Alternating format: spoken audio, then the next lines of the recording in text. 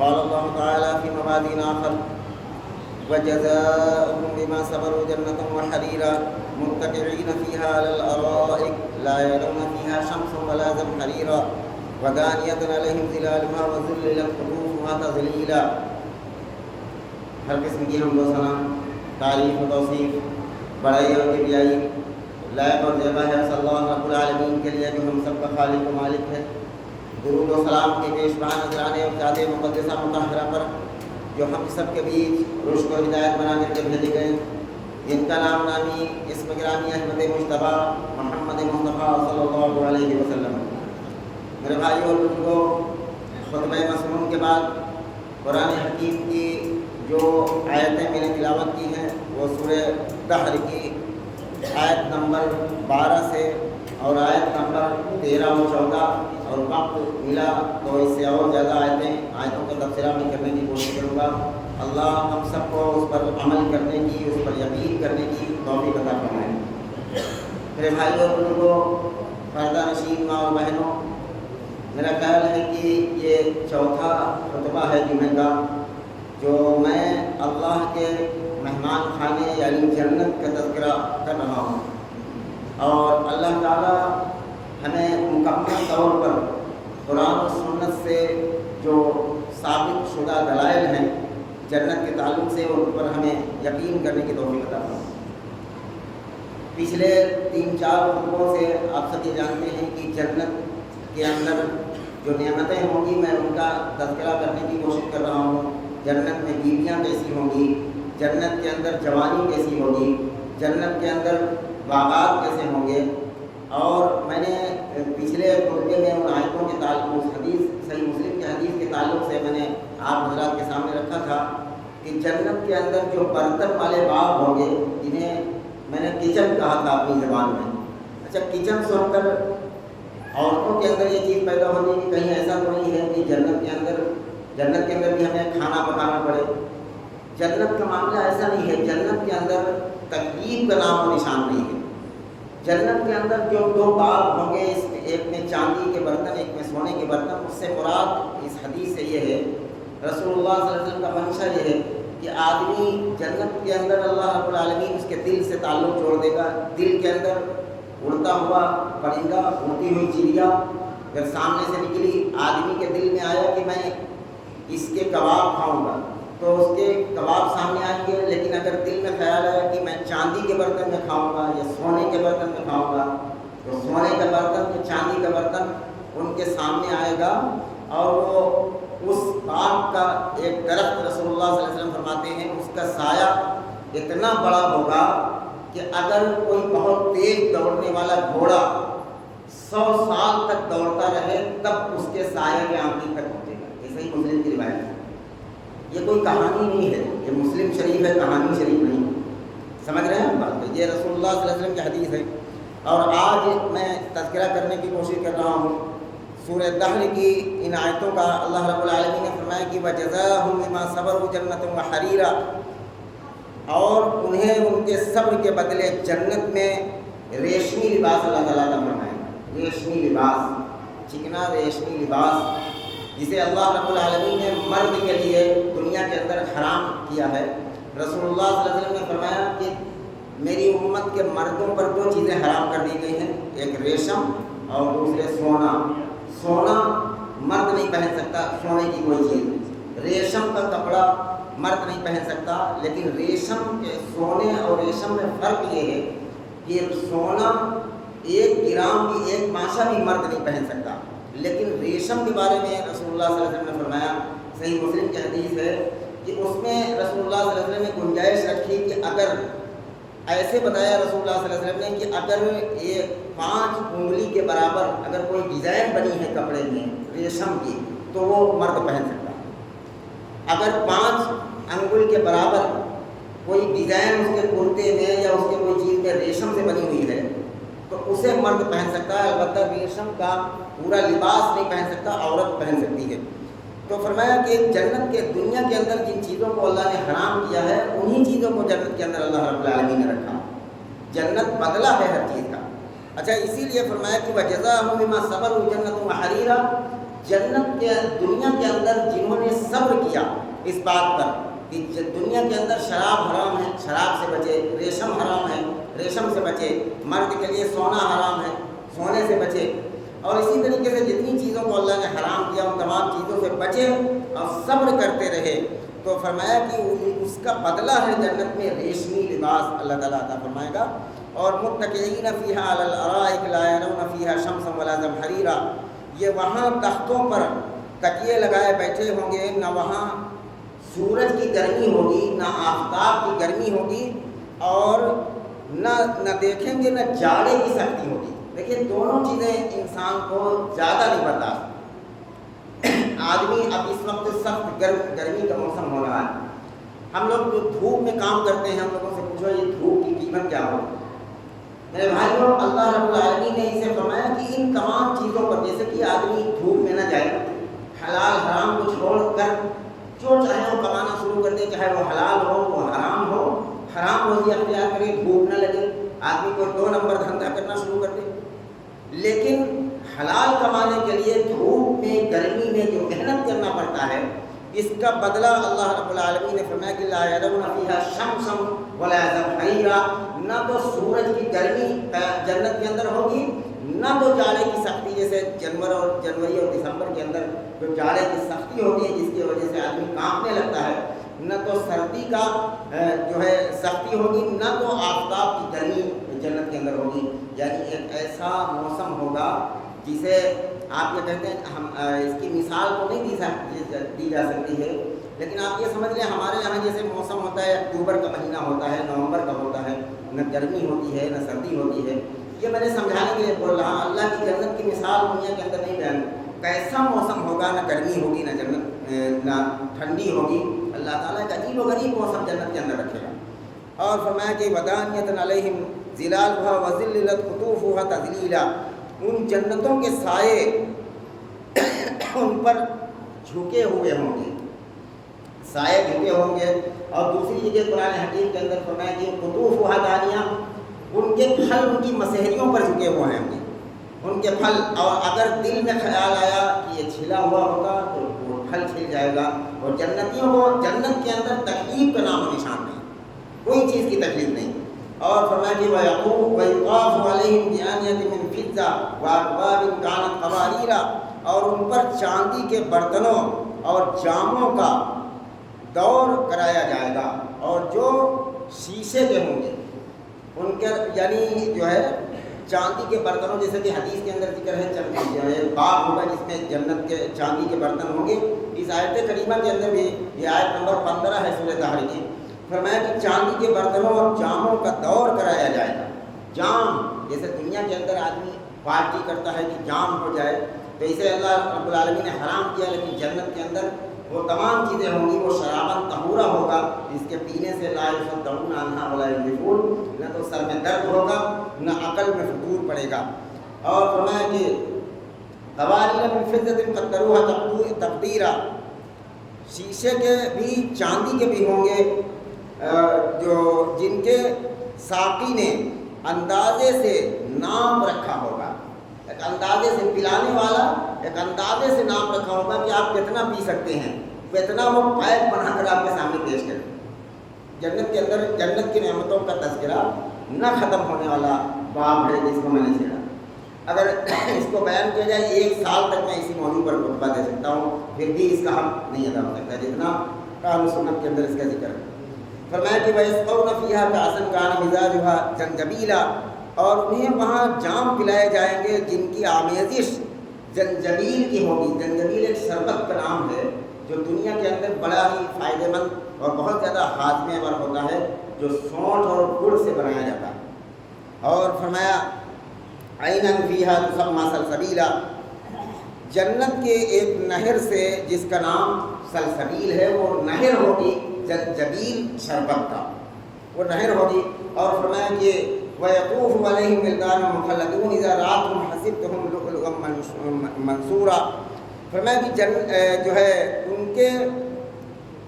کے ارد گرد گھومتے پھرتے ہوں گے وہ کمسن بچے جو ہمیشہ رہنے والے ہیں، غلمان جنہیں بھی کہا جاتا ہے، وہ بچے ہمیشہ ان کے تخت کے ارد گرد گھومتے رہیں گے کہ جیسے ہی دنیا کے اندر جو ہے جیسے کوئی بہت بڑا ہوٹل ہوتا ہے اور اس کے اندر بیل بجانا پڑتا ہے، فوراً آتا ہے یا سر بتائیے کیا بات ہے، ویسے ہی ان کے تخت کے ارد گرد وَيَطُوفُ عَلَيْهِمْ، یہ بات کہتے ہیں گھومنے کو، وَيَطُوفُ عَلَيْهِمْ وِلْدَانٌ مُخَلَّدُونَ اِذَا رَأَتْهُمْ حَسِبْتُهُمْ لُؤْلُؤًا مَّنثُورًا، جو ہمیشہ بچے رہیں گے اور گھومتے رہیں گے ان کے ارد گرد کامسن بچے، اور فرمایا کہ جب انہیں دیکھے تو سمجھیں کہ وہ بکھرے ہوئے سچے موتی کی طرح ہیں۔ وہ لڑکے جیسے ویٹر ہوتے ہیں دنیا کے اندر، اگر کوئی بدشکل ہو تو آدمی اس سے کام اچھا نہیں لگتا، اللہ نے فرمایا کہ وہ ویٹر ایسے ہوں گے جنت کے اندر کہ ان کی شکلیں ایسی ہوں گی کہ وہ بکھرے ہوئے سچے موتی کی طرح ہوں گی، اتنے خوبصورت جن کو دیکھ کر آدمی کو پیار آئے گا۔ اور فرمایا کہ علیہم ثیاب سندس خضر واستبرق وحلوا اساور من فضہ وسقاہم ربہم شرابا طہورا، ان کے جسم پر سبز باریک یعنی ہرے باریک رنگ کے باریک اور موٹے ریشمی کپڑے ہوں گے، اور انہیں چاندی کے کنگن کا زیور پہنایا جائے، چاندی کے کنگن۔ اچھا اگر دنیا کے اندر اسے بیان کیا جائے، چاندی کے کنگن مرد کے ہاتھ میں بھی ہوں گے، تب مفسرین نے اس پر تفسیر کیا مرد کے ہاتھوں میں بھی ہوں گے، کیسے وہ خوبصورت ہوں گے جو مرد کے ہاتھوں میں کنگن اچھے لگیں گے، عورتوں کے اندر بھی ہوں گے، عورتوں کے الگ ڈیزائن، مردوں کے الگ ڈیزائن چاندی کے۔ لیکن دنیا کے جنت کی نعمتوں کا دنیا میں کوئی اشتراک نہیں ہے، کوئی برابری نہیں ہے کہ اس کو مثال سے سمجھایا جائے کہ ایسے ہوں گے۔ بہرحال اللہ رب العالمین کہے گا ان ھذا کان لکم جزاء وکان سعیکم مشکورا، کہا جائے گا یہ تمہارے اعمال کا بدلہ ہے، تمہاری کوشش کی قدر کی گئی ہے، یہ تمہاری محنت کا نتیجہ ہے، یہ تمہاری کوشش کا نتیجہ ہے۔ میں بارہا پچھلے خطبے میں کہا تھا کہ جنت بدلہ ہے دنیا کے ہر کاموں کا۔ جنت یوں ہی نہیں ہے کہ ہم بس اذان سنتے رہے، نماز بھی نہ پڑھے اور اللہ سے ڈرے نہ، اور جنت ہمارے باپ کی ہے، ایسا نہیں ہے۔ جنت بدلہ ہے، جہاں کہیں بھی قرآن حکیم کے اندر جنت کا ذکر فرمایا گیا ہے، جزاء بما كانوا يعملون کہا گیا کہ یہ جزا ہے تمہارے عمل کا بدلہ۔ تم دنیا کے اندر جو ڈر کے زندگی گزار رہے تھے، مرد عورتیں ڈرتے تھے اللہ سے، جو ڈرنے والے ہیں۔ اور فرمایا کہ سورہ مریم کی آیت نمبر 63 کے اندر اللہ رب العالمین نے فرمایا کہ تلک الجنت التي اورث من عبادنا من كان تقیا، اللہ رب العالمین یہ جنت کا وارث ان اپنے بندوں اور بندیوں کو بنائے گا جو اللہ سے ڈرنے والے ہیں۔ اب آپ اندازہ لگائیں کہ اذان سنتے ہیں مسجد کی اور نماز نہیں پڑھتے، کبھی ڈر لگتا ہے؟ اگر ڈر لگتا ہے، ہم پابندی کرتے ہیں تو سمجھ لیجیے کہ ہم جنت کا راستہ پکڑ چکے ہیں۔ اگر ڈر نہیں لگتا، ہم نڈر ہیں، اذان سن کر پھر بھی اپنے آپ کو مسلمان سمجھتے ہیں، تو سمجھ لیجیے کہ ہم جنت کا راستہ چھوڑ چکے ہیں، جنت کے راستے پر نہیں ہیں۔ کوئی ساس بہو کے بارے میں اللہ سے ڈرے نہ، اس پر ظلم کرتے ہوئے چلی جائے، کوئی بہو اپنے ساس کے بارے میں اللہ سے نہ ڈرے اور اس کے ساتھ ناانصافی کرتی ہوئی چلی جائے، کوئی دیورانی کوئی جیٹھانی کے بارے میں اللہ سے نہ ڈرے، کوئی بھائی اپنے بھائی کے بارے میں اس کے حقوق کے معاملے میں اللہ سے نہ ڈرے، کوئی پڑوسی اپنے پڑوسی کے بارے میں اللہ سے نہ ڈرے، کوئی رشتہ دار اپنے رشتہ دار کے بارے میں اللہ سے نہ ڈرے۔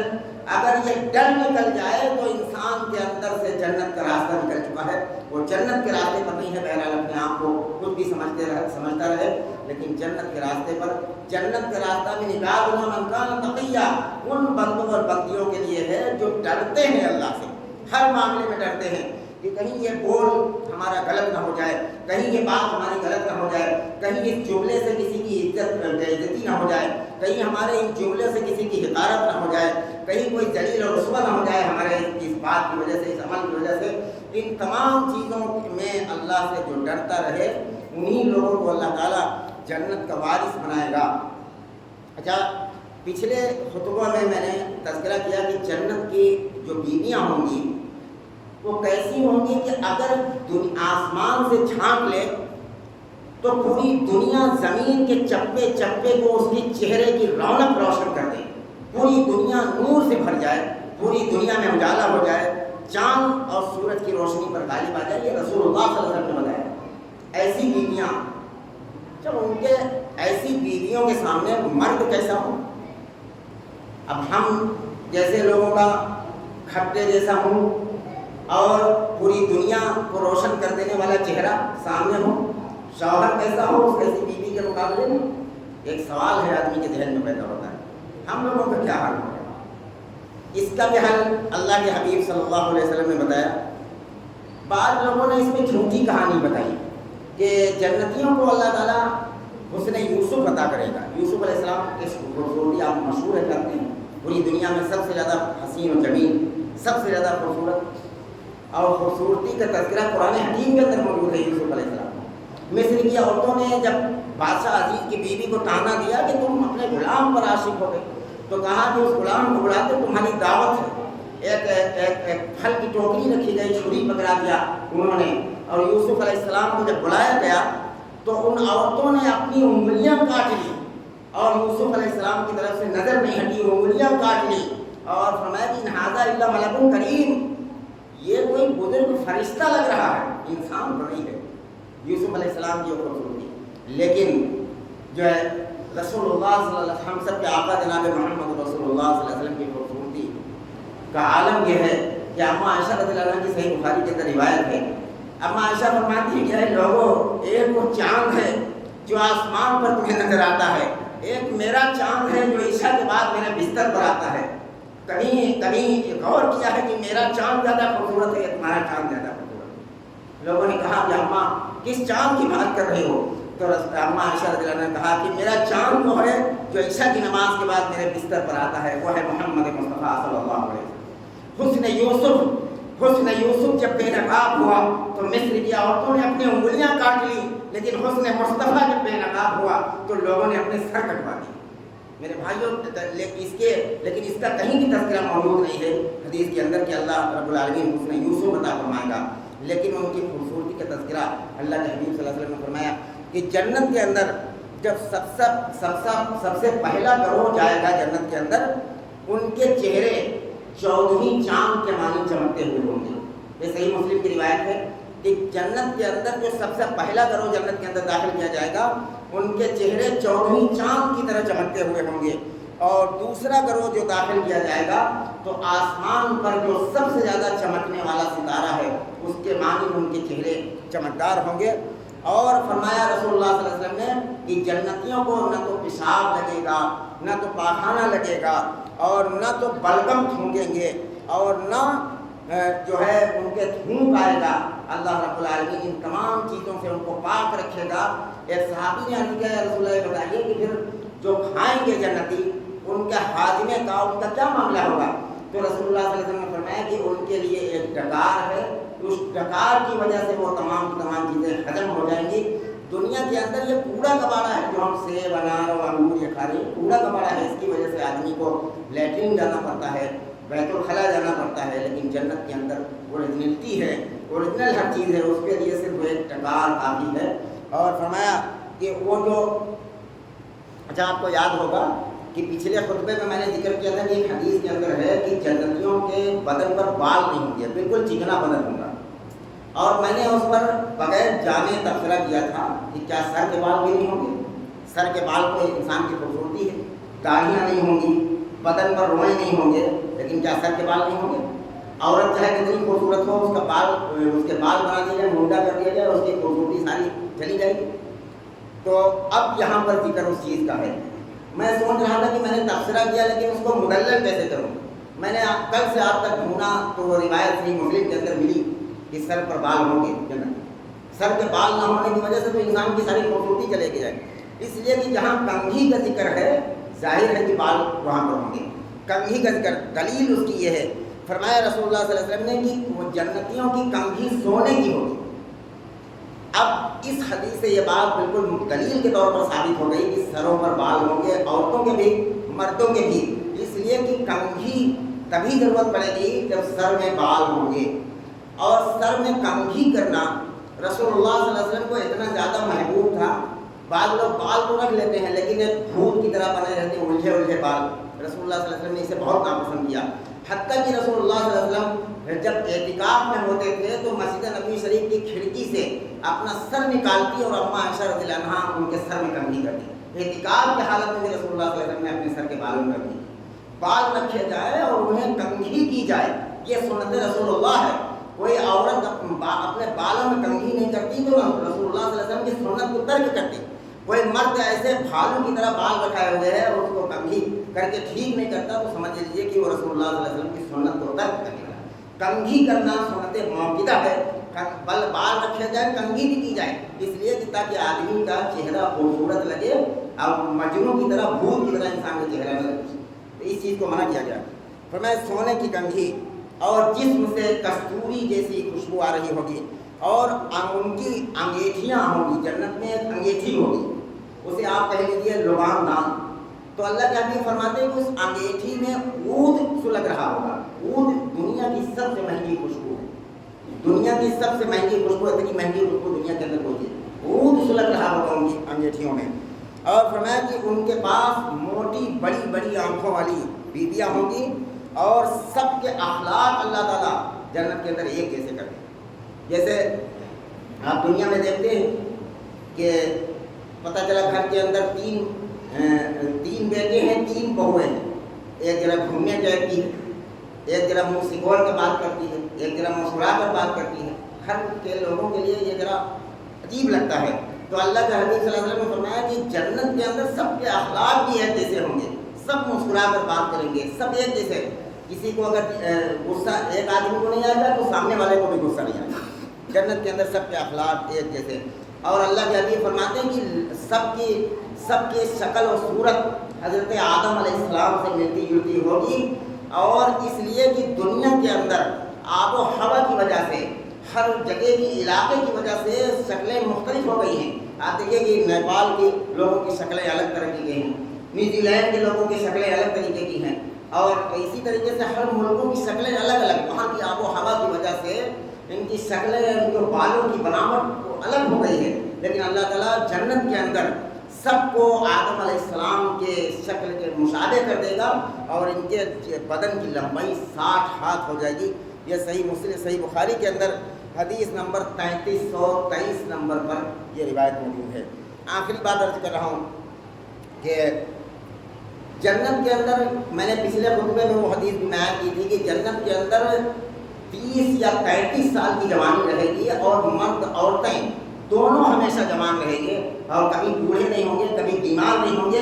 اللہ کے حبیب فرماتے ہیں جیسے دنیا کے اندر کبھی عورت بوڑھی ہو جاتی, مرد جوان ہے, مرد بوڑھا ہو جاتا, عورت جوان ہے. یہ زندگی کی ایک الجھن ہے.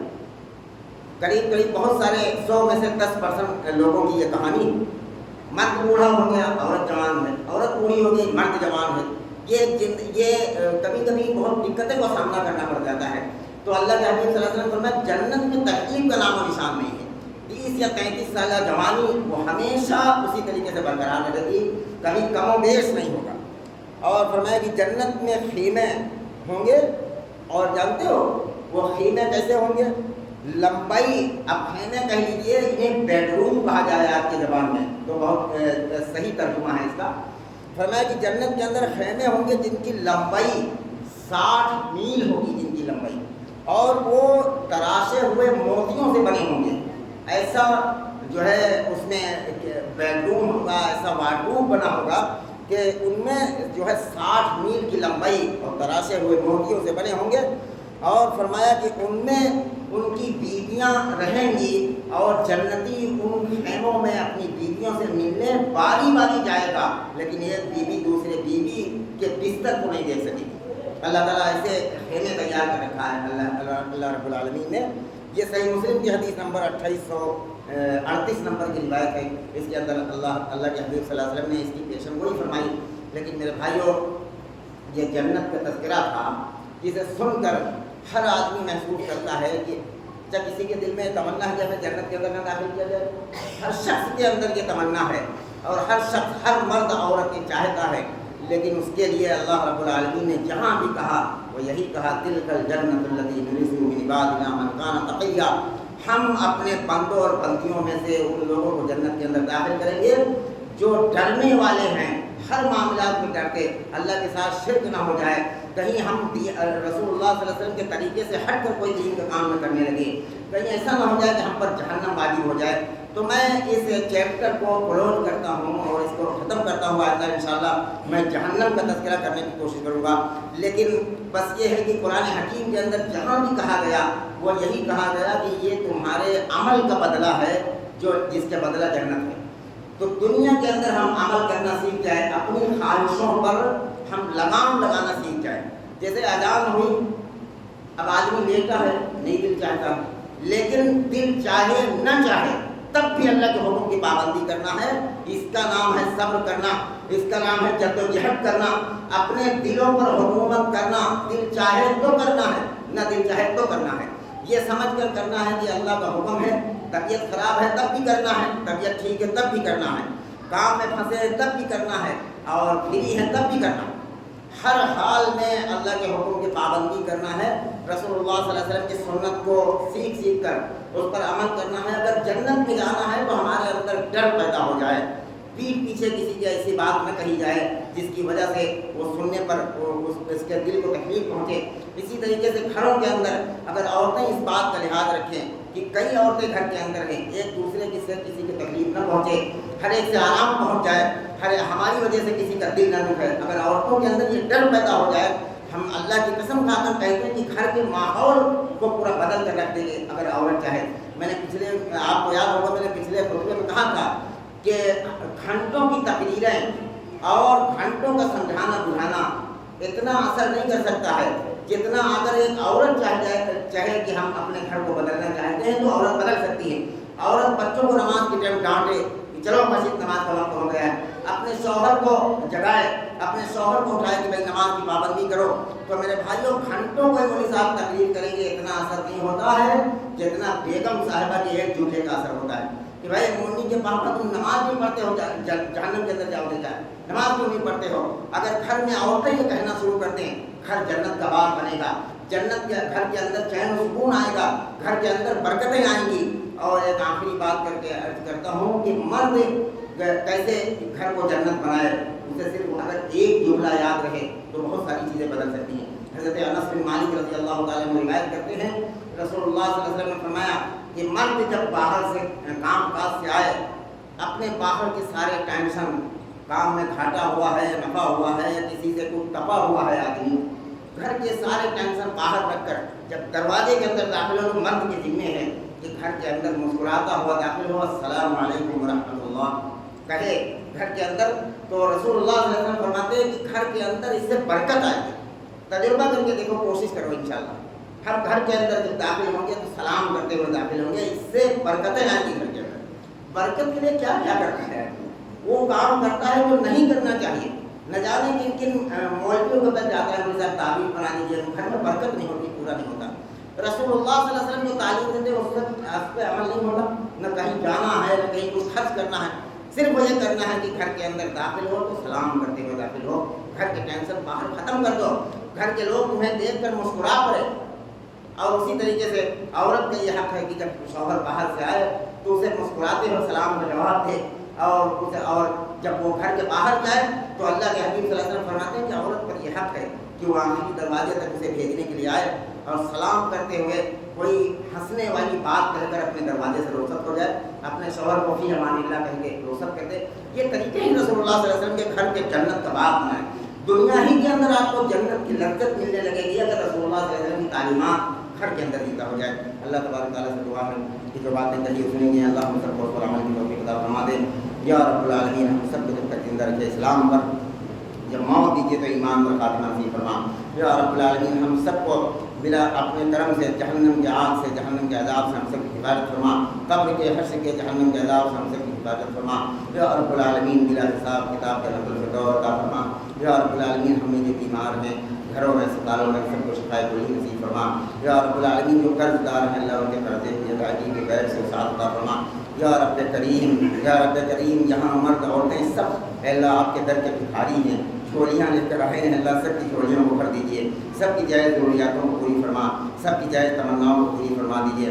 یا رب العالمین, ہم سب کو دنیا کے اندر بھی چین و سکون عطا فرما, آخرت کے اندر بھی چین و سکون عطا فرما.